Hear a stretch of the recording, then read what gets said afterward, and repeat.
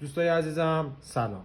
امروز با یک گجت خیلی فوق‌العاده اومدم، پاور بانک 20000 از برند پودر.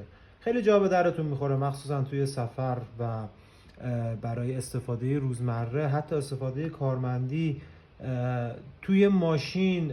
چرا دلیل داره شما وقتی که میای از فندکی استفاده میکنی، فندکی جریان خیلی زیادی رو میکشه نسبت به مدل گوشی. الان آیفون ها هم 18 وات دارن، هم 20 وات دارن، هم فست شارژ دارن. شما با هر شارژری نمیتونی این کارو بکنی. چرا؟ دلیلش هم اینه که باتری گوشیت، برد گوشیت رو ضربه میزنه. پس اومدیم چیکار کردیم؟ اومدیم این گجت رو معرفی کنیم.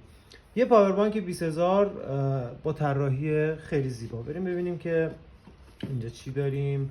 خب این پاور بانک از برند پودر 6 ماه گارانتی شرکتی داره که اگه خراب بشه یا هر ایرادی پیدا بکنه شما میفرستین برای شرکتش و یه دونه نوش رو براتون میفرسته. خب بریم ببینیم توی جعبه‌اش چیه. خب یه دونه کابل داریم، یه دونه کیف داریم. خب این جعبه رو بکنم. خب میریم سراغ خود پاور بانک. بسته‌بندی تنگاتنگی هم زدن، سریع برسه دستتون. خب میرسیم به خود پاور بانک.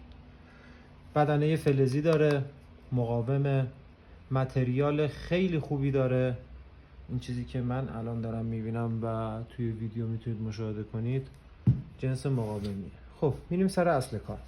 این پاور بانک 20000 میلی آمپر ظرفیت داره. یه دونه نمایشگر نشان دهنده شارژ رو داره. حالا میرسیم جای جذابش. ببینید تا 3 نفر هم حتی میتونن از این پاور بانک استفاده بکنن. 2 تا پورت USB داره برای شارژ های 2 آمپر یا به اصطلاح 1.5 آمپر فست شارژ سامسونگ. یه دونه پورت میکرو داریم برای اینکه شما وقتی که میخواین پاور بانک رو شارژ بکنیم، موقع شارژ حتما از این 2 تا پورت باید استفاده بشه، یا میکرو یا تایپ سی. حالا ببینیم قسمت جذاب. یه دونه پورت تایپ سی داره. الان مدل هایی که به تکنولوژی PD یا تایپ سی که همون فست شارژ بالای 18 وات میشه، کابل هاشون از طریق تایپ سی منتقل میشه. ببینید تایپ سی به آیفون، تایپ سی به تایپ سی برای بیشتر گوشی های شیائومی و سامسونگ استفاده میشه و تایپ سی به آیفون برای آیفون های 11 12 13 و 14. البته آیفون 15 و 16 از تکنولوژی تایپ سی یا همون PD که تا 36 وات بهش شارژ میرسونه استفاده میکنه که ارتباط بین گوشی ها راحت تر کرده.